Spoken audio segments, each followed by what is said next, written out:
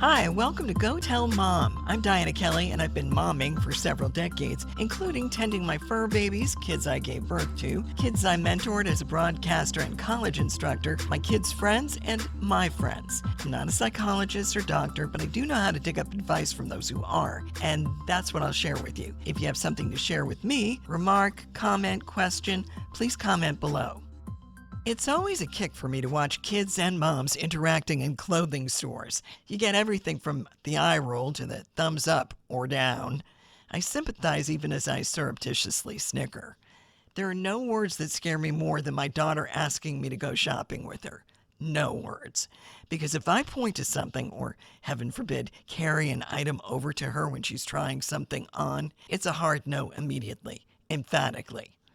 My son, on the other hand, would just say, "Thanks, Mom," and let me buy the item, and never wear it, except for socks, shoes, the occasional jacket, and underwear, all stuff he rarely bought for himself. In fact, I would make a point of getting him those items for Christmas, and I swear he always looked relieved when he unwrapped them because, as he would put it, half of my old ones have holes in them now. "Thanks, Mom." I would rarely take him shopping because he didn't like to try stuff on. I'd ask him what he needed, what he wanted, and went from there. My daughter, on the other hand, needed me to see everything she tried on, give my opinion on how it fit or looked on her, and resolutely ignored my comments. It took me a few years to figure out I was there to purchase for her and approve what she wanted, not be a consultant. By age 3, most kids can handle the basics of getting dressed, according to parents.com. So it's not a big surprise that they'd have their own ideas of what they want to wear. The more power you give your child to dress herself, the less likely it will be that you'll be dealing with her walking around without pants on. Experts suggest you give your toddler dictators a whole lot of choices about things that don't matter to you. Like, would you rather wear a blue sweater or your red one? Not, would you want to wear pants? I stopped offering clashing prints as part of the selection because, sure as anything, they'd pick the striped pants with the checkered top in clashing colors. I swear they'd grab orange and purple because I hated that combo.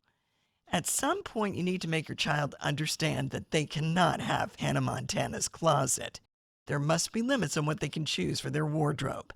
Halfway through high school, I started doing the budget thing with my kids. We'd hit them all, both son and daughter, and I'd buy myself a magazine and cup of coffee and hang out in one of the lounge areas after handing a certain sum of cash to each kid. They were instructed to choose and buy their back-to-school items, clothing items, that is. Please note, neither child was naked at the time nor likely to outgrow what was currently in their closet in the near future. My son would finish his shopping and ask if he could keep the change. My daughter would come back in a panic, nothing purchased yet, and ask if she could have more money because there were 10 pairs of pants she absolutely needed and 4 pairs of shoes, and a really cool jacket that cost most of the sum I handed her. I told her she had to make choices. She was not happy with me. Despite the potential for verbal explosions, having the responsibility for paying for his or her own clothes is good for kids, according to familyeducation.com. It teaches them how to budget, how to prioritize, how to seek value in the items you choose. My son actually prefers to make his purchases online because he can get a better deal during special sales they offer, and he knows they have his size. Before the zany trip to the store starts, you might want to have them check their closets to figure out what fits, what doesn't, and what repairs need to be made. Check their sizes, then make a list of what they really need. This will keep them on task as they roam through the aisles and not get distracted by that sweatshirt featuring their favorite band. You might even have them do some online pricing to figure out how far they can stretch their clothing allowance. Some parents may feel that kids need to pay for their own clothes once they hit their teens and should get a part-time job to do it. That's your call, but you know what it costs to clothe yourself, so you may want to double think sticking them with the whole tab. On the other hand, you may opt to pay for the big ticket items like coats and shoes and let them handle the smaller stuff. And if they want to go beyond the basic wardrobe, that's when they're on their own. Don't get sucked in by the, "But I need one of these. So-and-so has one and so do all my friends." There's a lot to be said for being the trend setter, not the trend follower. That said, if the kid's paying for their own stuff, it's kind of hard to play wardrobe police with their selections. ScaryMommy.com says, realize supporting your child to make choices about clothes they like and feel comfortable in is one element of teaching them to respect their bodies and their preferences. A few quick tips for money saving when it comes to kids' clothes shopping. Clothing is cheapest toward the end of the season. Wait till stores start clearing out inventory if you want to snag some deals. Yes, we've all heard about the back to school sales and Black Friday sales, but not everything in the store gets marked down. In fact, when I've shopped, I've discovered a lot gets marked up to even out the profit level. Personally, the best deals I used to get as a kid would be when my cousin Pam would be clearing out her closet. I'd get all of her hand-me-downs since she was 3 years older than me. My aunt had great taste, and Pam was very careful with her clothes. I remember, though, when she hit puberty and she got a really great coat one Christmas, she grinned at me and said, "You're not going to get this one." My clothes were always passed on to my sister until she grew taller than me. But Mom made a lot of our clothes. In fact, she dragged me and my sister and a couple of her sewing friends and their daughters to a couple of fabric stores a few towns away about a month before school started. We got to pick out the fabric we liked and the pattern we liked, and our outfits were guaranteed to fit. And of course, Mom determined the hemlines. Sometimes kids may have a favorite pair of pants that, under the bright light of their closet, suddenly look faded. I'm a big believer in reviving that fade. I'll use dye in the same color and let their favorite item sit in it for a few hours before throwing it in the dryer. Instant new look, and I should know since I have 5 pair of favorite pants of my own that I do this with twice a year. My son came over once and asked what was in the pot, and I told him. He looked at me like I was nuts. Then I pointed to the jacket I was wearing and one of those favorite pair of pants I was wearing with it. Do they look like they go together? They look like an exact match, he admitted. Did you dye those too? Yep. It's hard to impress a 20-something, but he was impressed. Moneycrashers.com says getting your kids to look at their older clothes in a new way can help them feel less inclined to shop for new things. Take a look at basic staples like white t-shirts and black slacks and figure out how they'll look with the newer pieces. Don't be afraid to take kids to vintage stores to shop. Guess what they'll be doing when they're on their own? You're likely to find gently used brand name clothing for much less than you'd pay for new. There are also online marketplaces that sell gently used clothing as well. Not as sexy an experience, I know. My mom would always alternate between discount and vintage and high-end because she was always scanning for sales. I remember when I first did my own clothes shopping and I came home with a perfect classic chic white blouse that I bought for $8 at Lord & Taylor. I was thrilled, and Mom was kind of proud that I scored a deal after taking her advice. Someday, your kids may feel the same way after taking your advice. Coming up next, my friend Lori Meyer joins me, and we talk kids and shopping for clothes.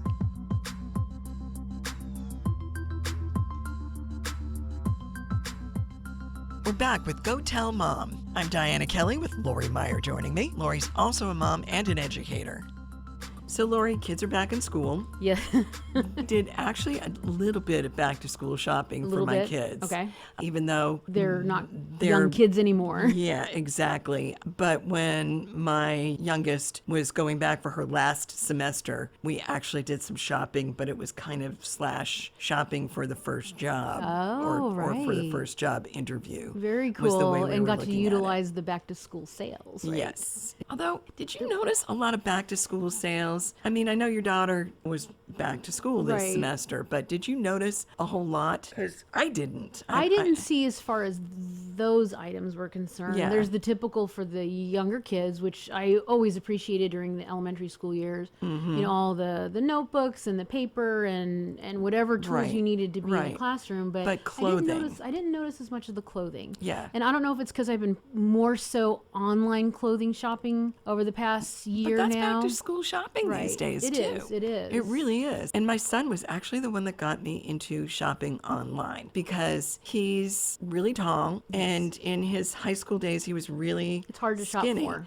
And so I'd be looking for stuff that was like super skinny. And it's hard to find. Really it's hard to find. Yeah. And I had the opposite problem with my daughter being so petite. Right. She's barely over 5 foot, barely 90 pounds wet, and Yeah. even finding shoes for her. And trying to go to a store and find the right size.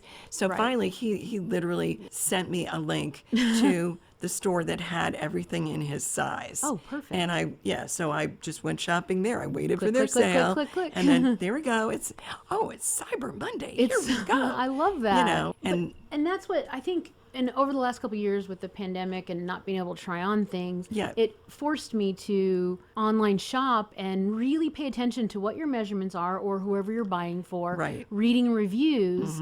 And I became a better shopper, and I'm not enjoying the in-person clothing shopping experience the way I used to or the way I did when I was growing up. Okay. I've got the flip side, though. Now, this worked really well for my son, but my daughter and I would try to buy something online, and I bought this jacket online. This jacket fits. It's a good color. Thank you. The one before it did not. Oh, no, right. And I hate sending things back. It's just one of those things. It's a hassle. It is a hassle. So I don't. So it's still sitting in my trunk a year later. No, yes. Yes. I mean, it's in a cellophane bag in my trunk. Oh. And this shirt I bought, which is another good color, by the way. Thank you. I like this color. You're good at picking your... And everything about it's great, except for it was sold as a 3/4 length sleeve. Okay. And I got it, and the sleeves were like all the way 3/4. even past my wrist. Past your wrist. So that's, really. That's 1+. Yeah. So I'm like looking at it and saying, no.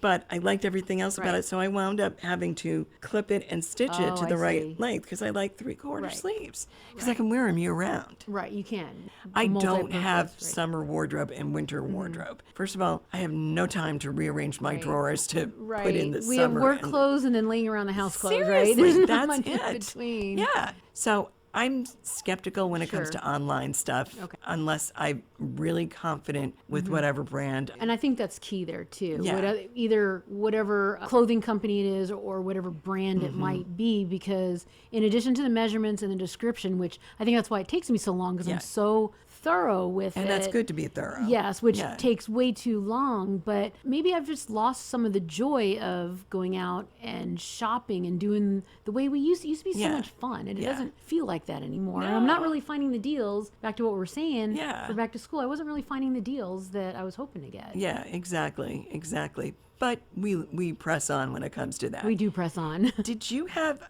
a tense time when you were a kid getting your wardrobe together for a new school year? Oh, that's a good point. Well, of course, the week of, you're excited to wear those new clothes. Yeah, but did you have arguments with like siblings and parents about what articles you were going to wear? You know, that's a great one. And I think unique enough to where we did not have that. My sister is almost 5 years younger. Yeah. So if I was in high school, she was at the latter end of elementary. So we couldn't really borrow each other's clothes at that point, and we were at different styles, and at that age we were both, when we were younger, both tomboys and into sports, but by the time I hit high school that kind of faded away and she was still in that.